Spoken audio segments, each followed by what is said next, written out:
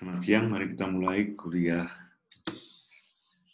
setelah UTS ini dengan mendiskusikan gunung api. Jadi kita bisa mulai sebentar untuk bahan tayangnya.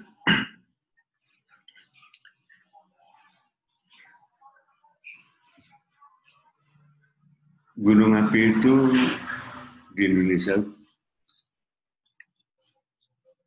jumlahnya banyak sekali. Jadi sudah selayaknya kita memahami gunung api ini dengan baik. Ya.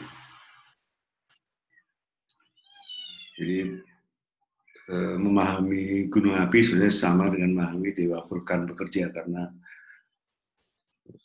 gunung api tidak serta-merta berisiko, tapi dilambangkan menjadi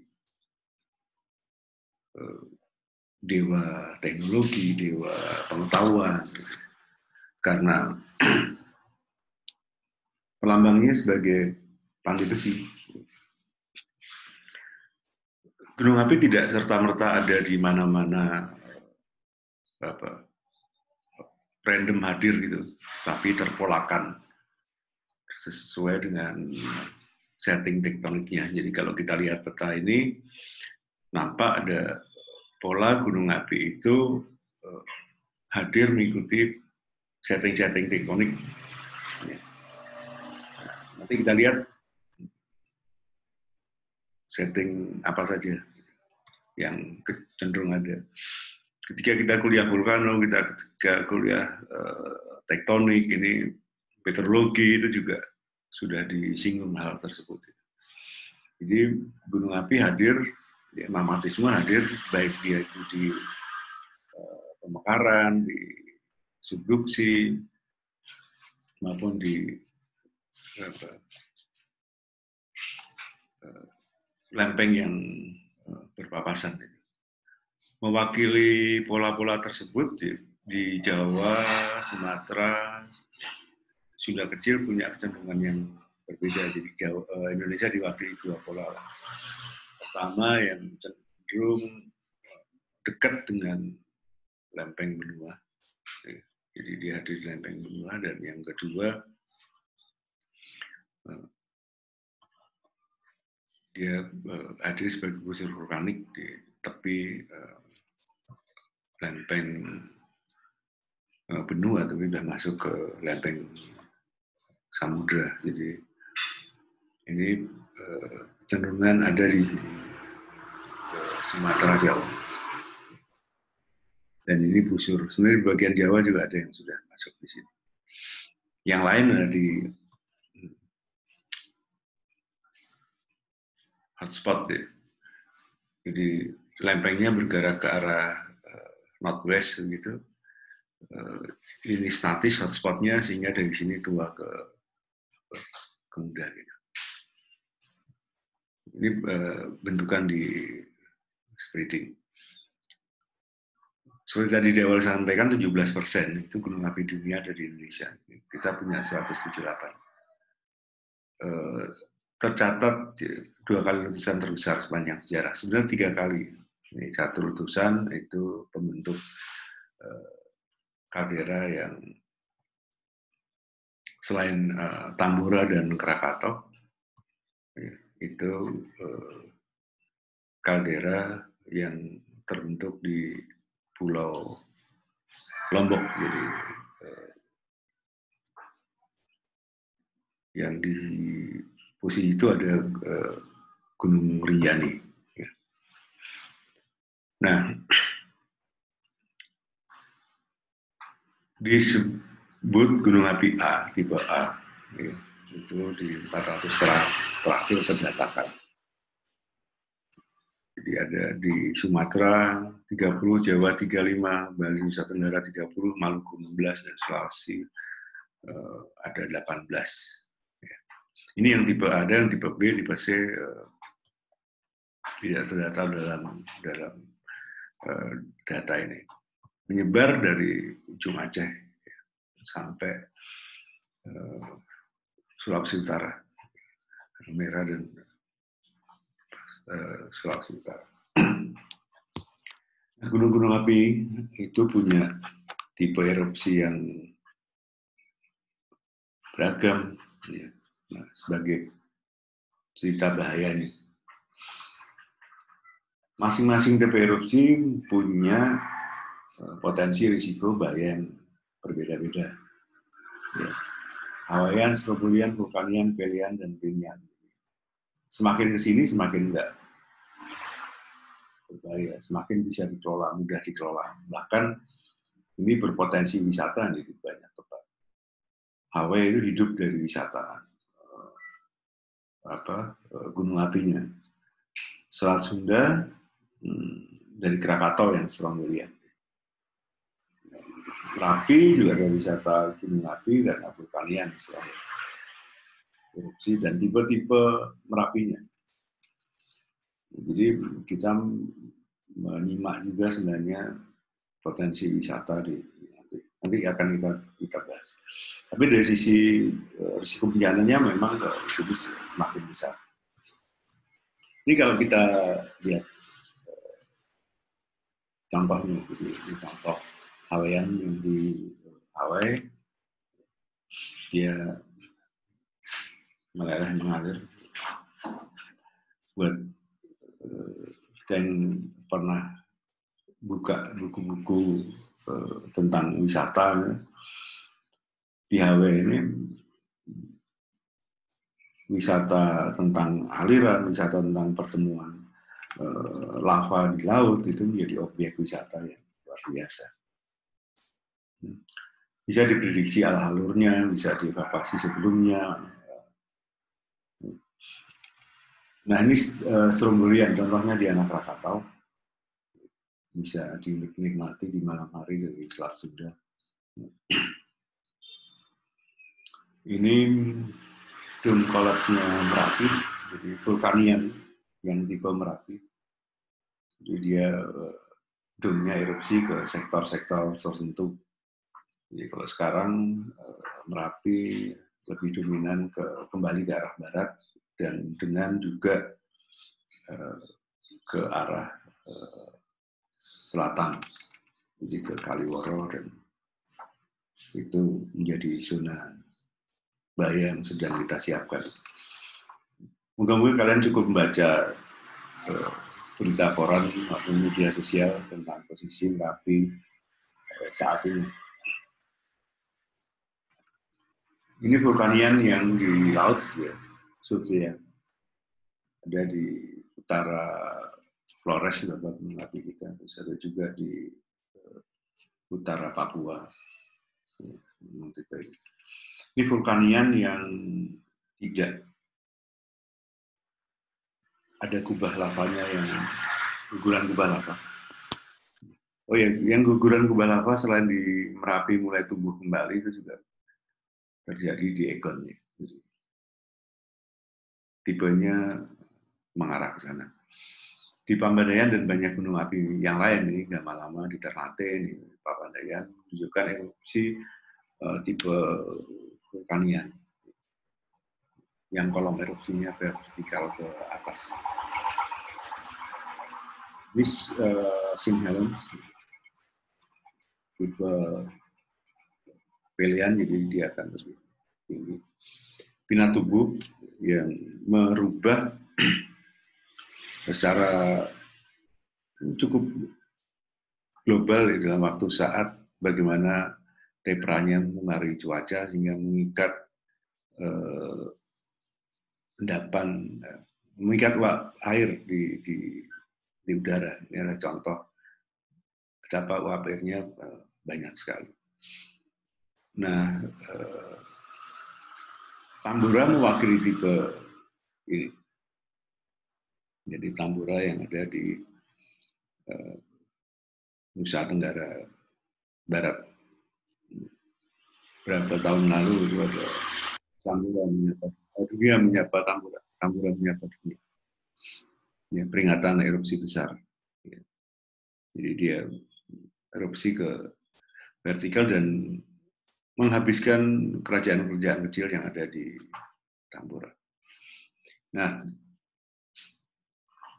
artinya menjadi menarik bahwa tipe letusan itu berhubungan dengan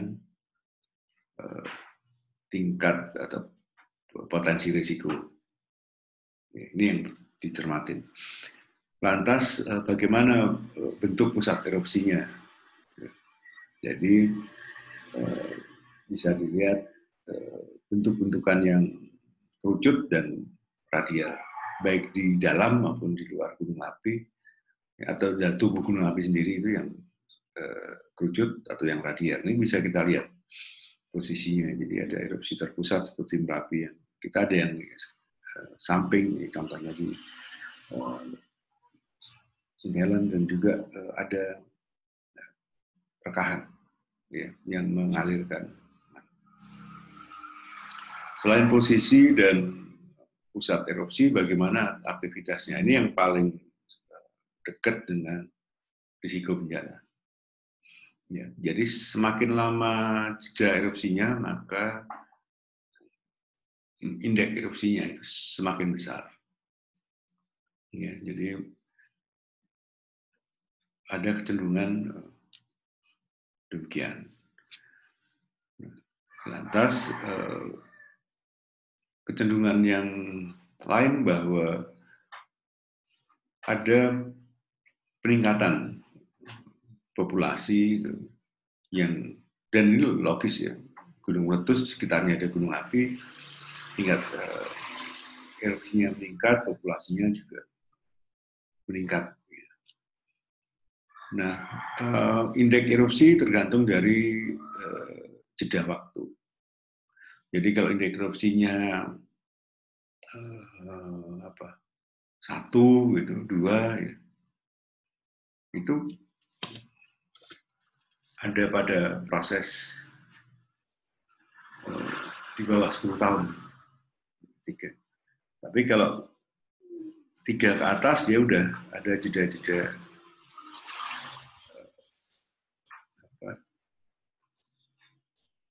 yang lebih lama. Nah, jadi sebenarnya istilah gunung api tidur itu sebenarnya lebih pada pasif. Lama erupsi juga begitu. Ya, jadi kalau ada peak waktu ya, di kecenderungan erupsi, ada perubahan dari tingkat erupsi sampai. Nah, yang paling bisa kita cermati dalam penanggulangan bencana adalah mencoba melihat karakternya. Jadi diskusi terlebih dulu itu kita sudah bisa membaca ragam karakternya itu apa saja di setiap bahaya. Sekarang kita coba kalau di gunung itu apa aja sih? Ya, gampangnya sering disebut gunung erupsi gunung api, tapi di dalamnya bisa macam-macam. Ini pun sudah kita sederhanakan yang masih ada. Banyak kasus misalnya di tempat lain ketika erupsi gunung api itu mendorong kalau tubuh gunung api itu penuh dengan es, itu ada luncuran banjir bandang karena es. Jadi ada lahar yang karena es, bukan lahar hujan. Jadi kalau di erupsi itu ada danau kawah, ya, gunung api yang danau kawah ada erupsi menjadi lajah lahar panas, itu ada erupsi jadi lahar karena pencairan es. Nah, kalau kita cermati banyak sekali gitu ya. Dari yang lahar, aliran lava, aliran piroklastik karena dom, ya, ada tempera yang kolom erupsinya kena angin menjadi hujan asam, ya, sehingga kenapa ketika erupsi sumur perlu ditutup. Ada longsoran gunung api, ada aliran piroklastik yang tidak dari dom tapi dari kolom erupsi yang bisa terjadi tersumbat, bisa jadi mengarah ke arah tertentu gitu. Ini ragam bahayanya. Masing-masing bisa berisiko terhadap aset kehidupan, tergantung bagaimana mengolahnya. Nah, kita coba simak secara cepat saja. Nah, yang paling dianggap menakutkan itu di mikroplastik. Apakah dia dari guguran kubah atau sumbat atau yang lain, maka dia bisa karena domes ya, karena domes collapse itu, karena dipicu itu atau yang bentukan-bentukan yang lain. Ini contoh erupsi di Merapi dari kasus erupsi 94. Jadi suhunya 120, kecepatannya 70, lebih dari 75. Sesuai lah dengan kubah. Nah, untuk kasus ini berbeda dengan 2010. Nanti diskusi tentang 2010 akan kita diskusikan sendiri sebagai cerita tentang erupsi besar, sambil mungkin kita diskusikan tentang posisi Merapi. Ini erupsi 69 ya, yang mengarah ke Barat Daya. Ini korban di 94, tentunya lebih heboh lagi nanti di sekitar dengan 2010. Oh ya, ada cacat, ada rusak infrastruktur, hewan sebagai aset penghidupan. Selama ini untuk kata paling heboh di dalam sejarah adalah Vesuvius di Italia. Nah, ada bahaya itu tadi yang karena mikroplastik ya, bahaya lemparan batu, jatuhan batu. Ini dari erupsi samping yang melontarkan, maka semakin jauh semakin besar energinya, semakin besar. Ini contoh bom yang ada besarnya, bisa sebesar ini gitu. Nanti berapa jauh. Ya. Nah, tentunya yang paling dekat ya, itu udah besar sampai jauh. Masing-masing berisiko berbeda gitu ya. Ada merusak infrastruktur karena kejatuhan seperti di Klut, ada yang merusak tanaman seperti yang kemarin di Merapi untuk wilayah timur gitu. Atau mengganggu penerbangan. Ini contoh-contoh yang ada dari bongkah, kerakal, kerikil sampai abu vulkanik. Ini contoh di Galunggung, ya. Rumah yang kena abu, pasir, ada timpa-timpaan batu, berikutnya ada jejak-jejaknya. Kalau ini nggak dibersihkan, rontok. Karena itu untuk gunung api yang diketahui menjadi erupsinya vertikal, kalau erupsinya ada, lantas menimpa rumah. Di pengetahuan kearifan lokal itu warga membersihkan rumahnya daripada rontok. Toh jelas-jelas erupsinya vertikal. Tentu ini harus menegaskan kembali prinsip kehati-hatian. Ini di Klut 91, jadi erupsinya cukup besar, di erupsinya 3 ketika itu. Ini Pamandayan di 2002, nggak terlalu terkenal, tapi sudah merontokkan pohon-pohon di sekitar puncak taman wisata. Pinatubo yang besar yang bisa menutup 2 pangkalan udara Amerika di Subic dan Clark. Subic itu yang pangkalan udaranya, Clark itu yang lautnya. Ini kalau kita baca koran-koran lama itu ada kecenderungan demo-demo untuk penolakan ini, walaupun juga sebenarnya Filipina kan relatif dekat ya dengan Amerika. Ini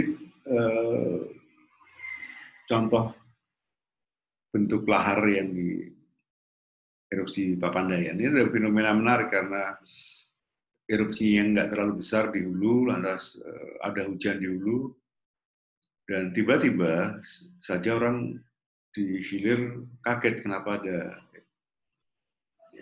Jadi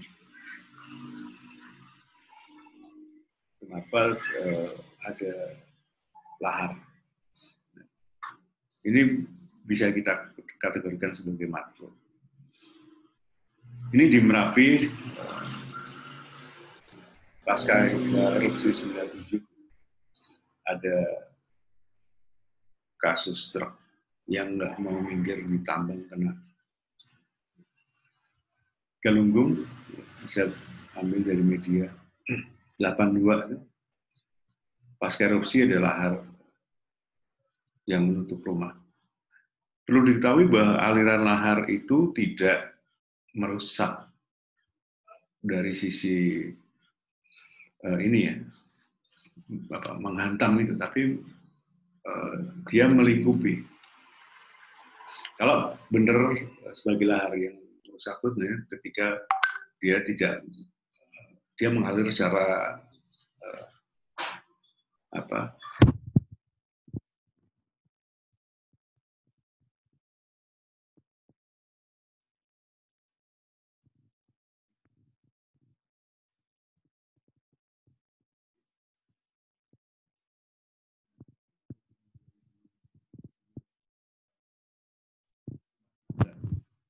nggak hanyut ya. Jadi kita bisa membedakan apakah itu lahar, apakah itu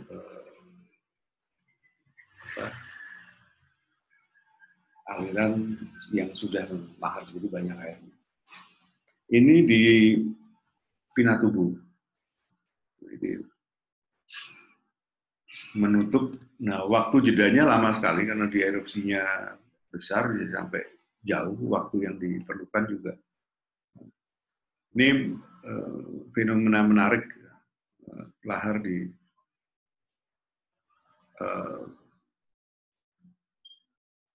Pinatubo. Karena kalau ini kita lihat seperti ini, pada dasarnya dulunya begini. Jadi yang kita lihat ini hanya bagian atas dari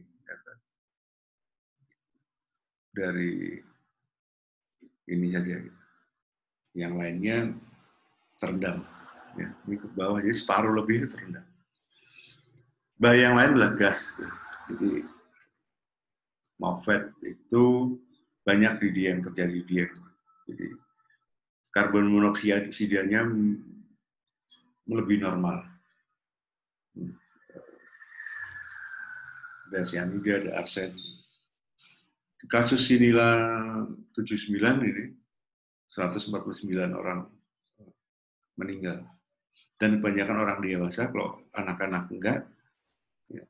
Kalau ibu menyusui dalam cerita di situ itu yang disusui tidak, ibu yang meninggal karena gas ini ada di ketinggian di sekitar 100-110 gitu di bagian atas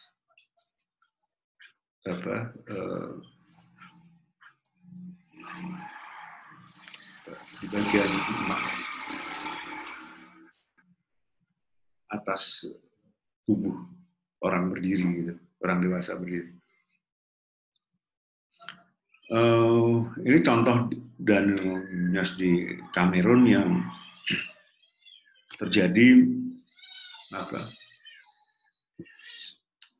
aktivitas vulkanik, penambahan gas yang dia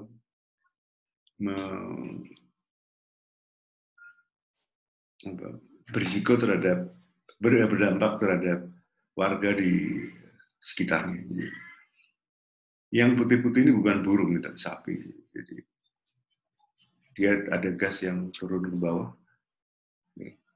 dari proses aktivitas pengayaan gasnya di bawah, atas naik ke atas, turun, hewan mati. Dari sisi manfaatnya bisa kita lihat, gitu. Ada gunung api ya lahannya subur tentunya dengan risikonya yang tetap kita jaga ini sejak tahun 60-an ya, buat pariwisata. Dan yang menarik sebenarnya kebudayaan lama kita itu ada di sekitar candi sekitar gunung yang banyak sekali. Pos vulkanik dan bahkan ini di gunung api yang sekarang ada ini di Ijen, pemanfaatan barang atau di pos vulkanik, tambang-tambang besar kita berhubungan dengan proses vulkanik. Sehingga itu pula bahwa busur vulkanik itu menjadi busur mineral, jalur-jalur mineral berhubungan dengan proses magmatik, proses vulkanik. Ini kalau kita lebih detail bicara tentang bagaimana pengayaan itu terjadi di dalam proses-proses. Yang paling sederhana adalah tambang. Yang menarik, pertambangan ini melebihi kapasitas erupsi rata-rata. Kemarin kebetulan berkesempatan melihat Merapi, nanti kita bisa buat topik diskusi di sesi terakhir kuliah setelah semua kita sampaikan. Betapa risiko rusaknya lingkungan di atas karena kegiatan-kegiatan penambangan itu cenderung tidak memperhatikan kaidah-kaidah bagaimana menambang yang baik kaitannya dengan lingkungan. Manfaat yang lain, geotermal. Banyak di gunung api kita itu dikembangkan geotermal. Tentu harus dengan prinsip kehati-hatian. Jadi misalnya jangan sampai memulai eksplorasi dan eksploitasi geotermal itu bikin crack misalnya, atau bikin rusak hutan sekitarnya. Banyak kasus yang menjadikan potensi geotermal gunung api, karena geotermal tidak hanya gunung api aja. Itu satu yang baik, tapi karena dimulainya dari buruk, cara yang buruk, maka yang baik ini jadi hilang. Orang menjadi terkesan bahwa panas bumi itu buruk. Bukan hanya di Indonesia, tapi juga di Nah ini kita perlu memperluas jejaring panas bumi, mengaktifkan potensi-potensi panas bumi, seiring dengan bagaimana mengelola energi itu juga dengan mengelola risiko yang mungkin muncul. Penolakan-penolakan atas panas bumi ini juga memang perlu dipikirkan, ya, baik si penolak dan pendukung, ya, karena ketika menolak panas bumi maka sebenarnya kita juga sama dengan memberi peluang energi pemenuhan listrik yang lebih kotor, apakah batu bara, apakah juga lebih berisiko, apakah nuklir. Nah, salah satunya yang inilah misalnya protes. Mungkin tidak ada pergantian lahan yang memadai untuk pertanian atau dipandang tidak terbuka. Nah, ini menjadi masalah. Jangan sampai menyelesaikan masalah dengan masalah yang baru. Potensi air, gitu ya. Karena itu ketika bicara risiko bencana perlu diimbangi dengan potensi-potensi yang lain. Bahwa setiap gunung api itu adalah water tank sebenarnya. Di pori-pori antarbuburnya itu tersimpan air karena proses resapan yang terjadi di hulu, dan ini menjadi menarik untuk kita selalu jaga. Nah, di konteks bencananya kita menyimak, maka sama refleksi terhadap kemarin kita kuliah sebelumnya, ya, bahwa ada proses dari perencanaan, pencegahan, penjinakan atau mitigasi, siapsiagaan ketika ada bencana, segera ada penanganan darurat, rehabilitasi dan rekonstruksi. Jadi, atau ini keduanya disebut pemulihan. Gitu. Nah, ini perlu disiapkan. Nah, di konteks perencanaan, maka sebenarnya setiap kawasan rawan erupsi gunung api itu perlu dibuat perencanaannya. Yang paling dasar peta geologi lantas diteruskan menjadi peta daerah bahaya, atau peta kawasan rawan bencana. Itu menjadi perencanaan di mana kita bisa boleh melakukan aktivitas, di mana tidak, pada tahapan-tahapan waktu mulai normal sampai awas misalnya gitu. Lantas juga penjinakan, ini lahar dengan beragam samudra. Salah satu bahaya yang bisa dijinakan. Ini kalau kita lihat rintik betul itu. Nah, ini juga ternyata ada yang menyampaikan bahwa menjinakkan berlebihan itu dari sisi lain malah tidak mendistribusikan sumber daya yang baik. Ini contoh-contoh sabu, dan di sabu ada tiga tempat, ya, mulai dari pemisah, pemilah, pengalur, sampai akhirnya menampung endapan di bagian bawah. Nah, ada dua hal yang bisa jadi alasan. Pertama, apakah suplai sedimen ke bawah itu kurang, ya, sehingga terjadi erosi vertikal. Jembatannya sudah diperbaiki di Serandaan. Atau pengambilannya yang terlalu berlebih. Tapi setidaknya semuanya sama. Sudah terjadi pengurangan ketinggian di tengah. Sehingga itu setelah ini dibangun kembali, di atas ini ada di hulunya, di hilirnya ada bendung penjaga ketinggian. Tapi juga kalau itu proses berlangsung tetap lagi. Moga-moga kita bisa menjaga keduanya. Nah, berikutnya adalah siap-siagaan dengan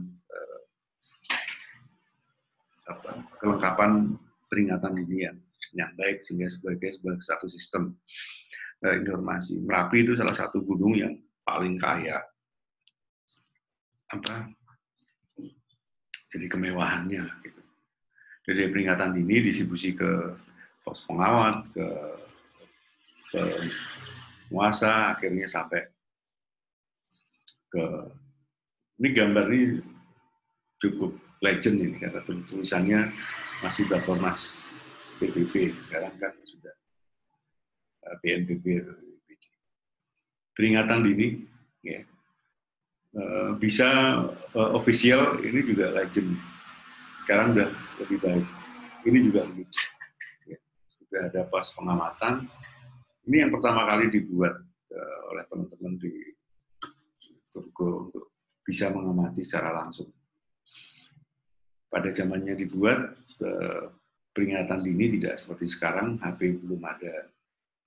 Sehingga kadang bisa terjadi informasi yang dimiliki di BPBD belum sampai ke sini karena sinyal HT dulu buruk gitu. Tapi sekarang sudah semakin baik. Jadi setidaknya bahwa peringatan dini sistem informasi itu. Kemarin kita sudah didiskusikan kan tentang bagaimana sistem. Juga kondisi-kondisi pusat yang selalu berantakan. Jadi yang lama baru, nanti kita coba cermati yang kondisi-kondisi baru. Ya, pertumbuhan kubah yang dicermati mulai kapan itu berisiko, gitu. Perkembangan kubah dan seterusnya. Ujungnya memang ini kemewahan yang saya sampaikan tentang Merapi ada di bagaimana kimia gas yang langsung, dan ini juga sekarang sudah bisa kita pantau dengan secara tidak langsung. Pembubukan sektor-sektor dipantau dari reflektor. Sehingga ketika dia jaraknya pendek, tidak tahu berapa nih pembubukannya. Sekarang misalnya sedang pada penghubungan 10 cm ya, per hari gitu.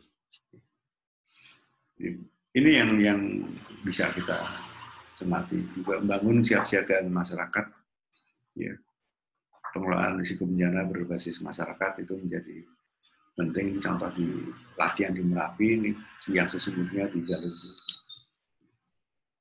bunker-bunker kecil untuk erupsi-erupsi yang ini siapa tahu telat evakuasi, tapi sekarang dengan sistem peringatan dini yang baik gitu itu dan kesepakatan sudah ada, rasanya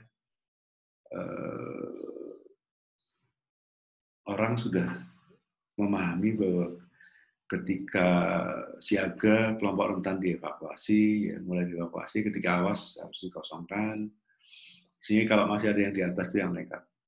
Tapi saya hanya ingin menyampaikan bahwa ada contoh-contoh di Indonesia dan di luar negeri yang sama. Evakuasi banjir dengan peringatan dininya, ya, jadi sebelum ini evakuasi sistem peringatan dini lahar juga gitu. Dari peringatan dini di bagian hulu, ya, selama sungai sampai akhirnya kapan datang di.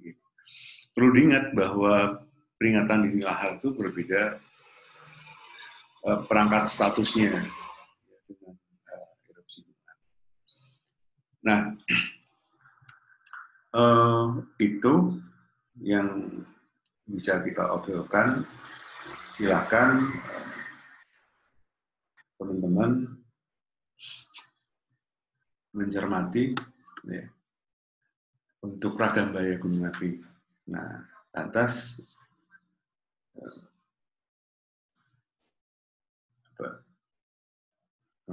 tugasnya apa? Nah, mari kita coba cermati ragam bahaya gunung api yang paling dekat dengan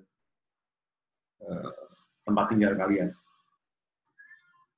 Jadi kalau tempat tinggalnya itu misalnya di Brastagi, maka Sinabung. Tinggalnya itu di Bantul, ya Merapi. Kalau nanti tinggalnya di Makassar, ya coba cari ke utara sana, ke selatan. Ya.